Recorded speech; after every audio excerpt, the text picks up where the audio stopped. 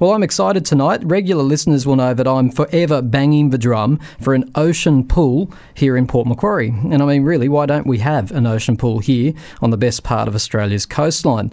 But a tip-off from one of my listeners led me to Bob Counsell, who's in the studio tonight. Now, what I've only recently learnt is that back in the late 80s, Bob and some others came this close, within a whisker of actually getting this ocean pool for us. It was going to be at the southern end of Flynn's beach, but despite years of amazing work and campaigning, it just never happened. G'day, Bob. Welcome to Time to Talk. Thank you.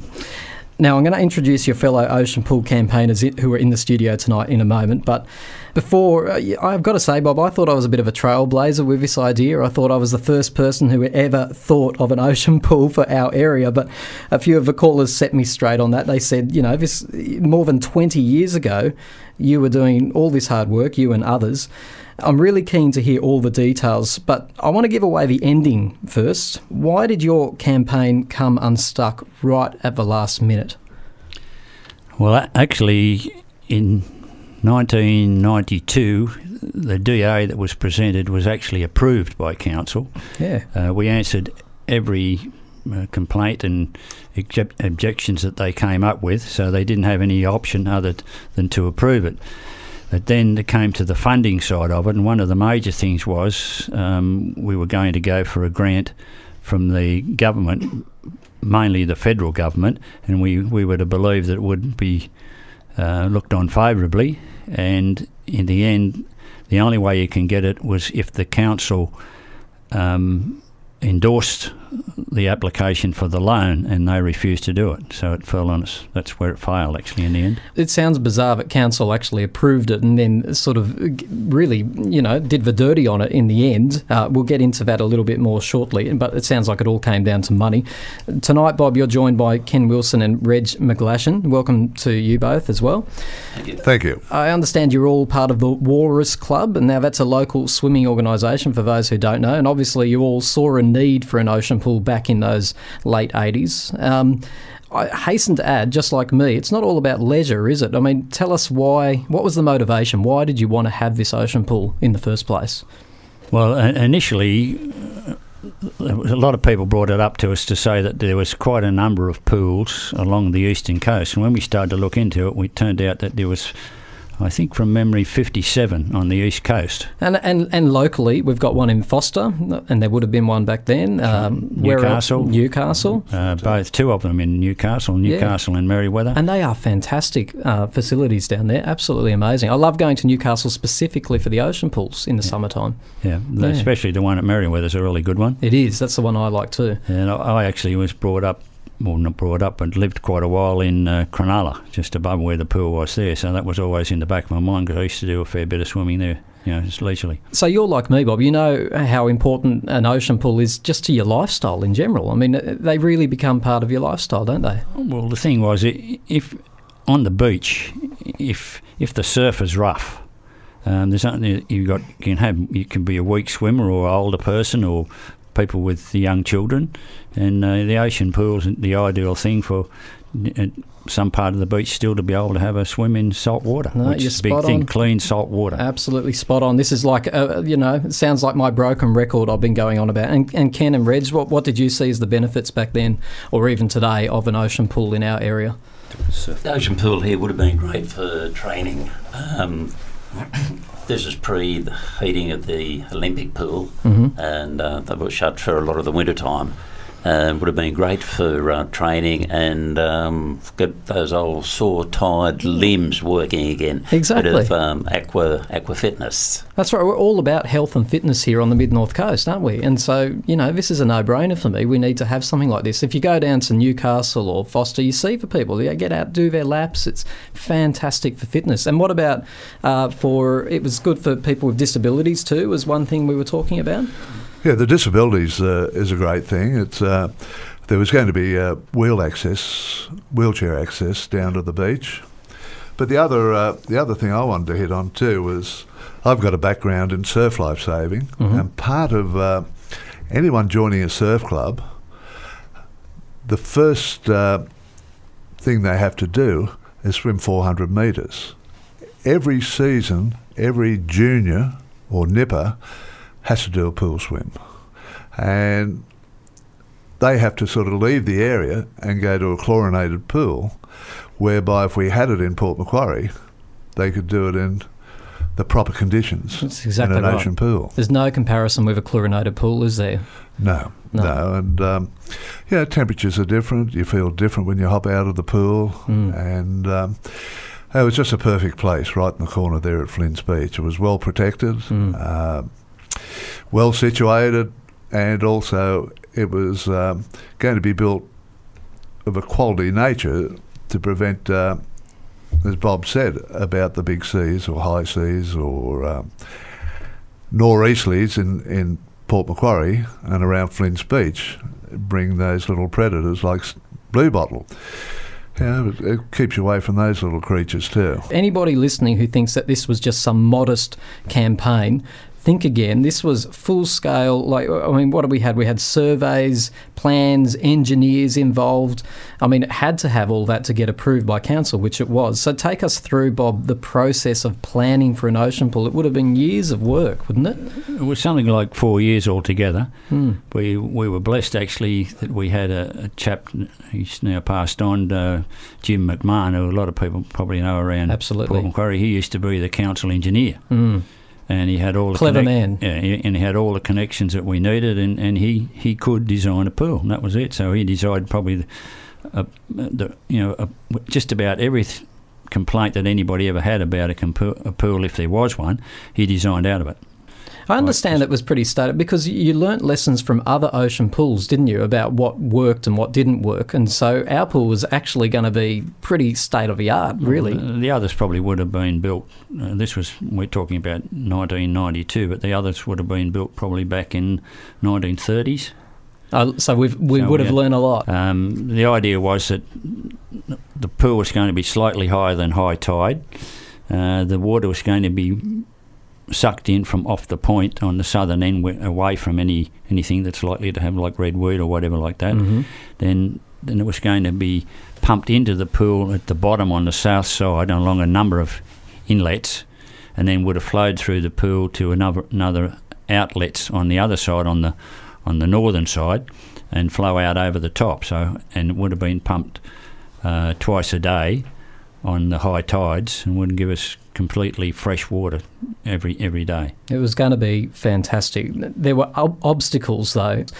You contended with environmentalists subjecting to a variety of things. I understand they were worried about a species of crab as well. Can you tell us a little bit about that? I'm not too sure about the crab, but one of the big things was that they reckoned that there was a suite of special rocks that was only located at Flynn's Beach, and so we had to get 2 lots of geologists to come in.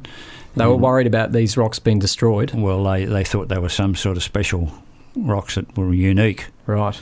As it turned out, they ran from somewhere down past Lighthouse up to Crescent Head or somewhere up there anyhow, and you had to be a genius to find the pieces of rock anyhow. So we actually got 2 geologists to give us reports on, and one of them actually was one of the consultants for the environmentalists. And he actually said there's no problem at all. And I don't want to underplay this. The Greenies really did give you a hard time during this process, didn't they? It was the normal thing with the environmentalists that they would make accusations without proof. So and then we had to go and find experts. The onus was on you. The onus was on us to go and find experts to prove that what they were saying was wrong. A number of the councillors didn't want it. Really? Yeah, they didn't want it because they thought it'd be just another thing that they had to look after and whatever. Something to maintain. Yeah, something to maintain.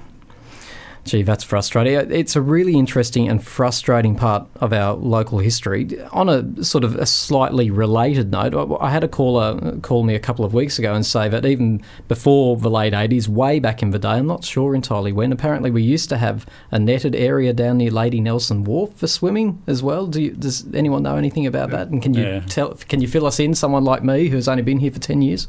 Well, I don't know how long ago it was. Yeah, that was more back in the prior to the 70s, and it was in front of the so-called Royal Hotel. Where the wharf is now. Where the wharf is now. Yep. And what did it look like? It was just a netted area. Yeah. If we know Sydney, like Ganamatta Bay and Around the harbour. and Ramsgate and Brightonley Sands and even over there in the Manly Peninsula, how they were like netted areas there. But it's where the locals swam. It was clean and a lot cleaner those days than what it is. Is that right? Today, with all the boats and pollution that goes in the water, it was was excellent. With the ocean pool, did we have community support on our side? Because whenever I bring this up over the past couple of years, I get really consistently positive calls. People saying, "What a good idea! You should take that cause up, Tim." I don't think I've ever had a single call saying what a stupid idea that is. So, did you back in the day, in the late '80s, did you have support for this ocean pool? We had fantastic support for the ocean pool.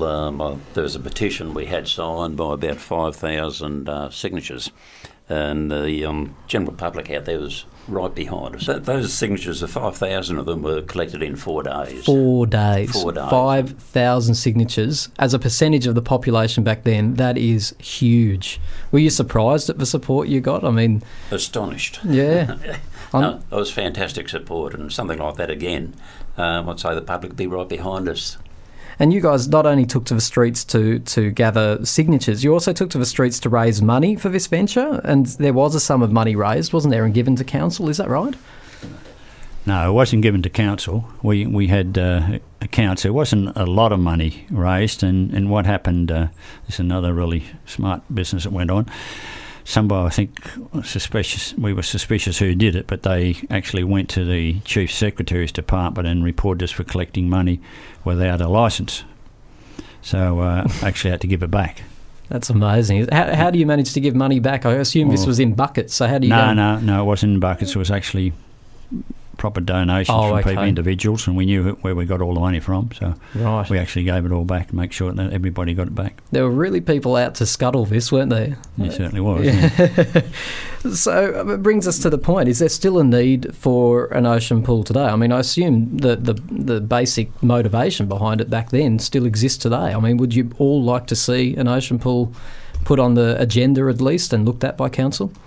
It's everybody that comes to Port Macquarie, both visitors and the people, majority of them that live here, come here because of the beaches. And the thing is that we've probably got the best group of beaches on the east coast. I agree. And yet we've got the worst facilities. Absolutely. That's how I think there's definitely a need and to be there for, and especially at Flynn's Beach, it's probably the major beach in Flynn's Beach makes sense to me from the sense of the beach, but would parking have been a major issue? It's already hard enough to park down there in the summer. Would this have made it worse? Parking is being covered with all in the application. It was one of the things that we had to do. Yep. The theory behind that was that you can only put so many bums on the beach, and the ones that go there now wouldn't be any more even if the pool was there. Last question. Do you, you can speak as honestly as you have up until this point, do you really think in this day and age, because times have changed big time, in this day and age, would it get through with issues like public liability, insurance? Would it get up? The insurance is not a problem. That's one of the other things that had to be covered. Mm-hmm.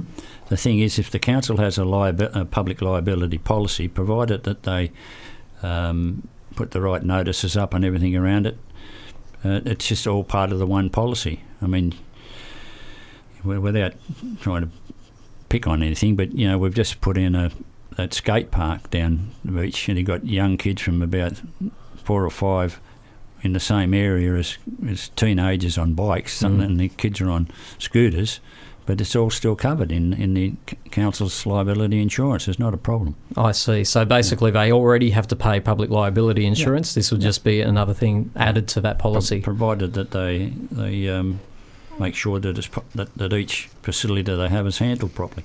But besides insurance, would it get up, do you think, in this day and age? Yeah, I think it would. It's as I stated to you before, it's as far as surf clubs, and Flynn's would have to be one of the best winter beaches in Australia, and the amount of people we actually get down the beach during the winter would love to be able to swim in a rock pool. And I think it would. Yeah, definitely. I know that this may sound corny, but I think you're all sort of unsung parts of our local history, and I'm so pleased that it came to my attention and that my callers put me onto you guys. You really stood up for something that you believed in. You tried to improve our little part of the world, so you certainly have my respect. Thanks all so much for coming in and telling your story tonight. Okay. Could I just add one thing, that I still get calls? There's a mobile phone. I thought that we're all being evacuated. You still? Sorry, I go still ahead, get calls from time to time with people asking me, hearing about it, and say, do you think that pool is ever going to be built? Because it'd be great if they wanted to retire here. Absolutely. Still happens. I'm not surprised, Bob, but you still got that support. I'll be interested to hear what our listeners have to say. You can give us a call tonight on 6585 3456 is the telephone number. You're listening to Time to Talk.